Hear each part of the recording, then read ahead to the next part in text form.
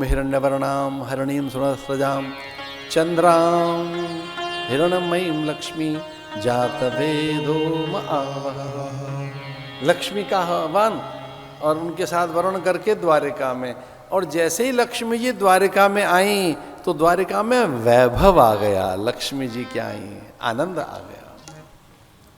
बिना माताओं के, बहनों के, बहू बेटियों के घर घर नहीं होता भाई। घर को वो मायने देती हैं, वो घर को अर्थ देती हैं, घर को सिद्धि देती हैं। घर में सौभाग्य उनके कारण है।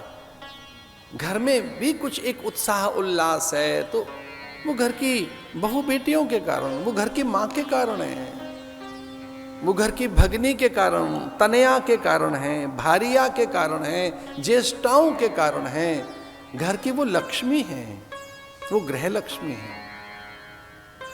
उस लक्ष्मी को कन्या के रूप में भी कहा गया। कन्या भी लक्ष्मी है, बहन भी लक्ष्मी है। उनके आने से अन्नपूर्णा प्रसन्न होती है, महदेवियां उजागर होती हैं।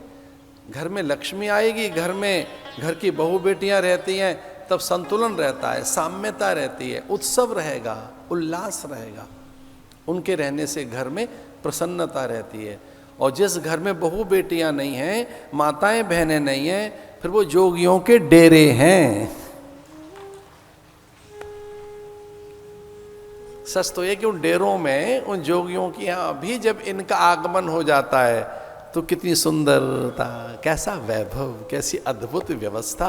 रंगोली, अल्पना, तोरण द्वार, मंगलवार, मंगल कलश और ये वंदनवार, ये विविध जो सुंदरता है, जो वंदनवार है, तोरण द्वार है, मंगल कलश है, रंगोली है, अल्पना है, विविध पकवान, व्यंजन, मिष्ठान, अनेक प्रकार के दिव्य परिधान और उत्सव का आनंद उल्लास, इसमें भी जब तक माताओं के हाथ न लगें इसे पूर्णता नहीं मिलती। जामवंती, सत्यभामा, कालिंदी, मित्रविंदा, नागनजती, लक्ष्मणा, सत्या,